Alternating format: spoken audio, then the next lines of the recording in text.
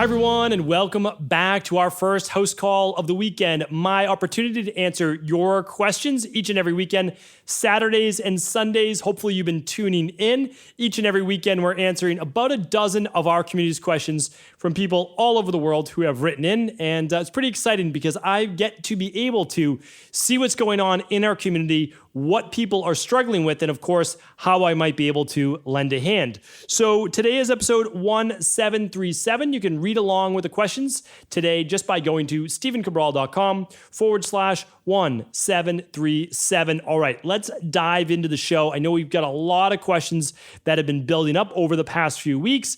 Totally understand that. Getting back into that fall season, coughs, colds, viruses, immune issues, all those things are happening. So let's help people if we can, and we'll always be able to give people that place to start with the answer that they might be looking for at least a second opinion to their wellness, weight loss, anti-aging questions. So let's dive right into it. First question today. Today we're using the cell phone. So I'm on my cell phone. The iPad is currently charging, so we are on the iPhone here. All right, first question though is from Jen. Jen's asking, Dr. Cabral, first, I want to thank you for providing a place where you share your wealth of knowledge so that we can learn from you, understand the science, and make the best choices to become our best selves. I've been listening to you for a couple of months now, found you through Faster Way, and met you at our conference last December. I did some labs myself, and I'm taking steps to find the root cause of my symptoms and get better.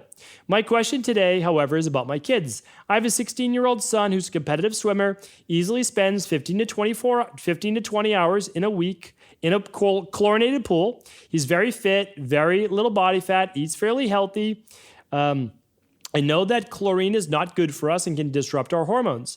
I read that as a halogen, chlorine, fluorine, and bromine are similar enough to iodine that they can be absorbed by the thyroid instead of iodine and displace the iodine. Spending this much time in water, what is the best course of action to take? Should we put him on the daily thyroid balance? Will this be enough to help? Should we test thyroid levels first? Are there foods he can eat to help minimize the effect of all the extra chlorine? Any other protocols to consider? All right, Jen, apologize. Really great to see you here in the community. Great that you're coming over from the Faster Way.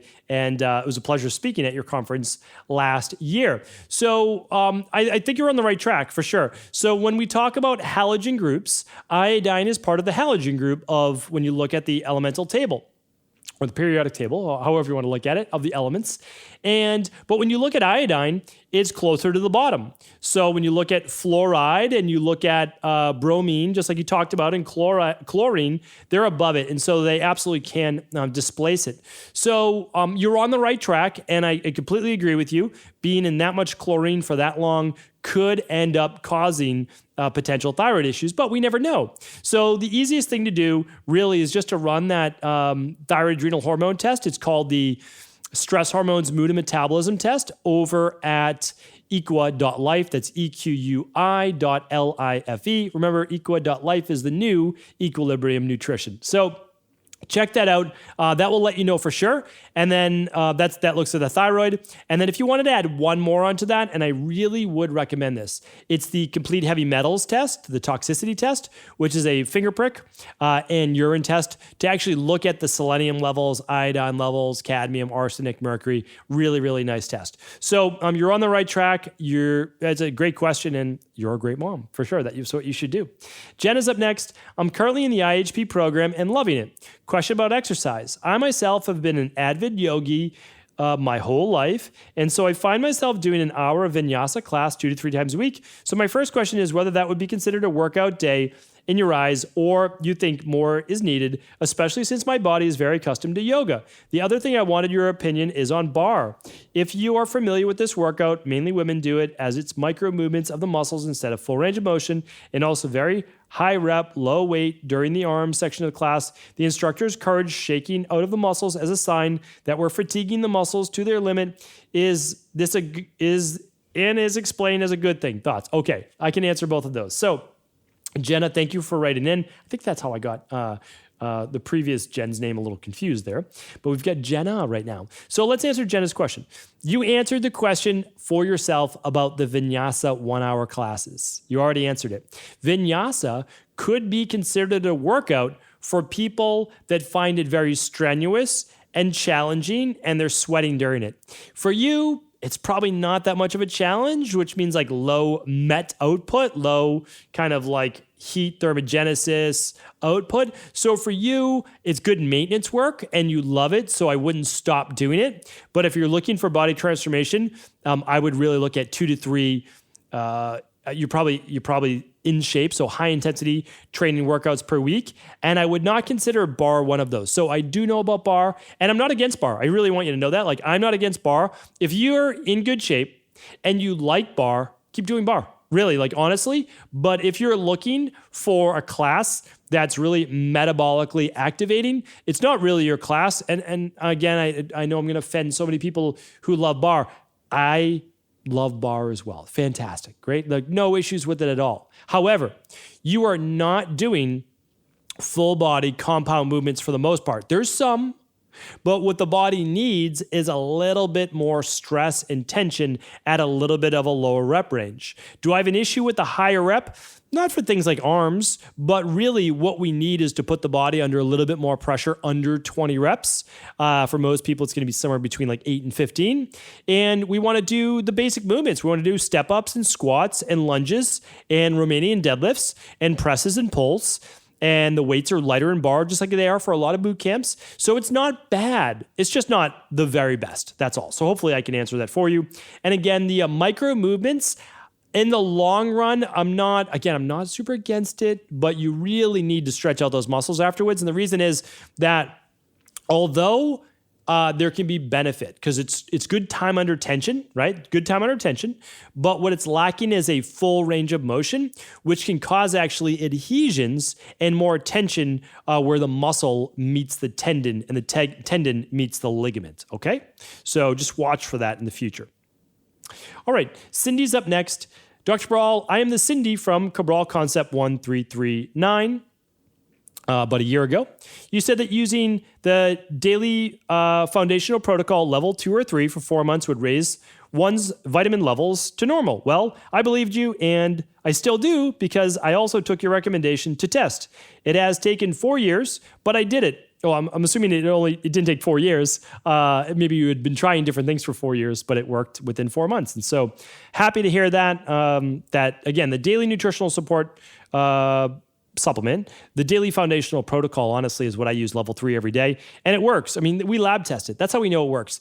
I don't know any other companies that literally have people use their products and then lab test the people to see if the products are working. I mean, we know that they do. Honestly, we know that they do. So that's why we also guarantee it, which I don't think a lot of people are guaranteeing their products that they work. But anyway, Cindy goes on to say that she's done the CBO protocol, the heavy metal, the mold, and she's done some 7-day detoxes.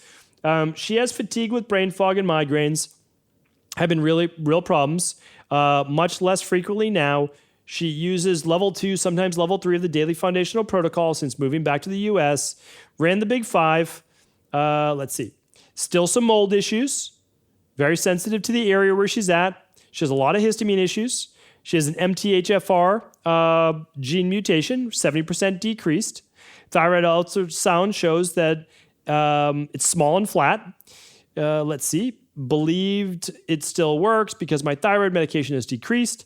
I do still have a question related to the DNA test I ran with methylation and liver detox, COMT, MTHFR, the lab states 2 and 16 urinary estrogen metabolites. Well, okay. So we can't go through like in-depth, like personal one-on-one labs with the house calls. I'm happy to help overall. But I understand, I can see what you're saying. I understand. What we have to talk about is this though, and this is a really big point. Your genetics, so the genetic test that you run, I love genetic tests, okay, so don't get me wrong, but the genetic test that you run does not mean that anything is wrong with your body at this current moment in time. It means it's what you're susceptible to. This is a really important point, and a lot of people supplement quite a bit based on their genetics, okay? So genetics means, oh, this is what I'm susceptible to. Let me watch this. Let me run these labs every 6 months or every 12 months, the functional medicine labs, to see if there really is an issue. So I can't tell you specifically if your genetics are causing you an issue right now, but I see that you wrote in 2 more questions. So let me see if it will be answered on these other 2 questions. All right, I have a question related to the DNA test. Okay, it goes on. Oh, I see. This is like one big question. Okay, let's answer the big question. So there's MTHFR and liver detox, COMT issues. You have a weak bladder, seem to get up at least one time a night, great urgency sporadically during the day. When I'm doing the 7-day detox, it's more so. Is this related? Any ideas on what could cause my weak bladder? About 20 years ago, I had a bladder volume test. It was normal. Again, thank you for all you do and help the people learn. Okay, so thank you for writing this in, Cindy, and I'm going to get to you. So this is Nocturia. I've actually answered this before. If you go to stephencabral.com/podcast, I believe if you type in like nighttime urination or Nocturia, you'll see this, but I'm happy to answer your question on Nocturia. So most frequent issue with Nocturia, meaning I'm having to wake up at night to go to the bathroom, is an issue with your sympathetic nervous system and parasympathetic nervous system relating to circadian rhythm issues. So basically, to sum that up, what happens is we basically have a daylight hours, right? Let's say 7 a.m. to 7 p.m. And then we have a night, let's say 7 p.m. to 7 a.m. And one should be dictated by higher levels of cortisol, gradually dropping throughout the day until about 9:30 p.m., which is our lowest point and should be our lowest point of cortisol. And then we start to produce more melatonin. And at the same time, we're also producing a hormone when we sleep called anti-diuretic hormone. For short, it's called ADH if you end up looking it up. And ADH is often thrown off through higher levels of cortisol, lower levels of melatonin, and then lower levels of deep sleep and REM sleep. And I did a podcast on deep sleep and REM sleep. I would love you to go back to stephencabral.com/podcast and check out the podcast on how to increase deep and REM sleep, because that will also talk with you and share with you a lot of how you're going to be able to improve Nocturia. One more thing that you want to look for is just make sure you're not overdoing your salt intake at night. You're not consuming, obviously, a lot of water right before bed. I know a lot of people do. Or maybe a lot of supplements right before bed. However, I don't think it's that, because it sounds like you've been dealing with this for quite some time. You did a bladder volume test 20 years ago, which leads me to believe, again, you've been dealing with this for quite some time. So if you have frequent urgency and urination issues, it can be blood sugar dysregulation. So that's another big one. And one that I've seen quite a bit is poor fructose absorption, or also called fructose malabsorption, which really creates an urgency to urinate. So that can also be helped, though, by the CBO protocol or gut rebalancing protocol. So kind of a lot of answers there to explore. But as you continue down your health journey and you keep exploring more of the podcast as well, I have no doubt that you're going to be able to find your answers. So good question, and hopefully that helps. All right, let's see. Does Cindy have one more? Yes, she does. So she goes on to say that still have about 10 to 15 pounds to lose. She's lost some weight, which is great. Let's see. Haven't felt any symptoms till her 40s. And she also gets headaches and stubborn fat loss. Would use a coffee enema, and yes, my headaches would go away. Is it possible that these headaches were caused by toxins in my fat being released? Any thoughts are much appreciated. Blessings and aloha. Dr. Cabral, thank you for sharing your knowledge. I hope soon there will be a place for Cabral's good news, a place for healing stories. Thank you. Appreciate that. And there is actually, if you go to cabralsupportgroup.com, almost every day you'll see people writing in with unsolicited success stories. So we would love you to share your success story with the community, 10,000 plus people at cabralsupportgroup.com. That's just a free Facebook group that our community shares and asks questions and gets their questions also answered. So if you get a headache and you do a coffee enema, it could be because you are alleviating and allowing those toxins to leave your body faster. So there's no doubt about that. So essentially what Cindy is talking about, when you burn body fat, she might have called it like lipolysis, but lipogenesis, or when you're breaking down body fat, you're releasing stored toxins. And I have a podcast on this called Toxic Body Fat. So I do hope you tune into that, stephencabral.com/podcast, because it shares with you how your body fat is actually 300 times more toxic than your bloodstream. And that is because when toxins are coming into the body, the liver can't keep up with all of them. A lot of conventional medicine thinks like, oh, well, your liver's going to just detox everything, no big deal. That's not how it works. So your liver can't keep up with all of it through phase 1, phase 2 Detox and even a little bit with phase 3 in the gut. So your body sends it off to the adipose tissue, and your adipose tissue stores a lot of these toxins, so much so that things can come out years later after they've been accumulated when you start to burn body fat. So that's why it's really important to do something like our 7, 14, or 21 day functional medicine detox over at Equal Life. And that's because it opens up those liver pathways. So while you're losing the body fat, you're also opening up the liver pathways and helping your liver out. Now, and a coffee enema can help with that as well. Now, the coffee enema, though, could actually be, you could be absorbing some of that caffeine, and that caffeine could actually be helping with the circulatory issues or potentially even the histamine issues of what's causing the vasodilation up to your brain and head. So, there's a little bit of research there, quite a bit actually, on poor circulation or excess circulation, excess blood flow to the skull, cranium. And again, caffeine could help with that as well. So again, is that the root cause fix? Absolutely not. I mean, you actually want to look at, do you still have histamine issues? And it sounds like you very well may, because you tested positive for mold. So my highest recommendation is to really continue to work on your food sensitivities, your gut health, sealing up your gut wall by doing that CBO finisher. Looking at histamine issues, continuing to reduce mold for sure, using things like the His Pro and vitamin C, and then also keeping a journal to see when you get those headaches. Is it an IgG food sensitivity? Is it a histamine-based response? I've got lots of shows on headaches that I would love you to check out as well. So that gives you a bunch of places to get started. Hopefully that was helpful. All right. The Cindy show is over. Just kidding, Sydney. I'm happy to answer your questions. All right. Anton is up next. Hi, Dr. Cabral. Thank you for the amazing work you're doing.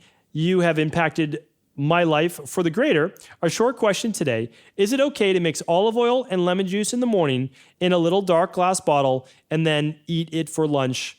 What I mean is if the lemon juice will increase the oxidation in the olive oil. Thanks. Have a great day. That's a great question. And Anton, I don't have the answer for you there, whether the lemon juice would increase oxidation in olive oil. So it's a great question. It really is. But I'll tell you this, that lemon juice can act as a preservative because of that acidity, and the lemon juice itself has antioxidants in it. So between the antioxidants in the olive oil and the antioxidants in the lemon, I'm not sure that the oxidation would be that great, because it's not like olive oil is a super alkaline-based product. So it's a very good question. I don't have the answer for you on that. I would say that you're going to use it in the morning, 4 hours later, you're going to have it. I don't see it being dramatically harmful. I really don't, because you can mix lemon juice on top of your avocado, as acts as a great preservative so it doesn't brown, and that the antioxidants properties, and you can add it into a juice so that the juice doesn't oxidize, like a fresh juice doesn't oxidize. So again, haven't done the research, but I'd say you're going to be okay, especially using it 4 hours later. Now, the alternative, of course, is that you squeeze a little bit of that lemon juice into your own little container, and then you just keep a little bottle of olive oil at work if you're able to. That's what I do. I just keep I have lemons here, but I just keep a bottle of olive oil at my work. But whatever works for you, Anton, I think you're okay with doing that. All right, Jody's up next. Hello, Dr. Cabral. I like to come to you for the latest health and wellness information. I have recently come across many disturbing articles, podcasts discussing the issue of lipofusion and the use of PUFAs and omega-3 fish oil. These articles state that these fatty acids are toxic, and most of yous are supplementing with mega dosing. Please give us your feedback here. Thank you. Jody, happy to help on this, because this is something that I've researched many years ago. Let's say 2005, 2007, did a lot of work on omega-3s. And the issue is that these articles are really cherry-picked. So I'm going to give you a reason why. Polyunsaturated fats are highly oxidative when exposed to light, high levels of heat, or air exposure. But, and again, not all omega-3s are created equal. Omega-3s in a soft gel or in a small amber-colored bottle that are triglyceride bound are not oxidized. Like, that's not the case at all. And in the literature, polyunsaturated fats, believe it or not, although I'm not a huge proponent of eating them, because it's mainly in like a safflower oil or sunflower oil, which I'm not recommending, okay? I'm recommending the whole food polyunsaturated fats, like from nuts and different things like that. There is tremendous research, meaning the research, like if you really want to get down to it, And again, I'm not saying that you can't do any saturated fats either. The research on saturated fats would make you not want to eat it anymore. Like ever again, you would never eat saturated fats again. Honestly, you wouldn't. You would just have a little bit in your diet to help with cell membrane health and to help with hormone production. But if you read the literature, you would absolutely say no.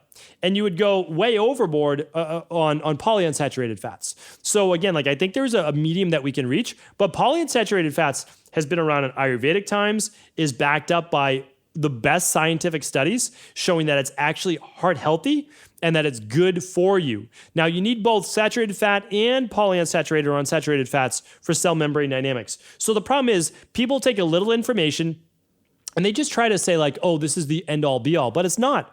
Oxidative polyunsaturated fats for you are really bad for you. Taking a soy oil or a sunflower oil and turning it into like a hard make-believe butter is one of the worst things that you could do for your body. There's no doubt about that. But eating nuts and different things with polyunsaturated fats, not only is it not bad for you, it's been proven over and over to be good for you. Do you want to overdo fats in general? That's the question. The answer is no, you don't, right? So that's the bigger issue, is that people are way overdoing fats because they're following these super high fat diets. And if they weren't following these super high fat diets, which by the way, no long-lived population ever followed, then we wouldn't even have these discussions really to that degree in the first place. And also, I don't agree with megadosing fish oil too. Some people are doing like 20 grams a day, 2 to 3 grams a day. That's it, 2 to 3 grams a day. For kids, 0.5 to 1 gram a day. So hopefully that answers your question. All right. That is it for today. We got through it. Well, pretty amazing, right? I think they fly by. I really do. I love answering your questions. And tomorrow I'll be back answering at least another 6. Hope you're having a great weekend. Truly appreciate all of the kind words you share on these house calls. It really means a lot to me. If you haven't reviewed the podcast, head over to your favorite podcast player. I would really love for you to leave just a 10-second review. Would mean the world to me. Really appreciate it. I read every single one. They're great energy to keep me going to do these daily shows. Thanks so much. Take care. Have an amazing day, and I'll talk with you tomorrow.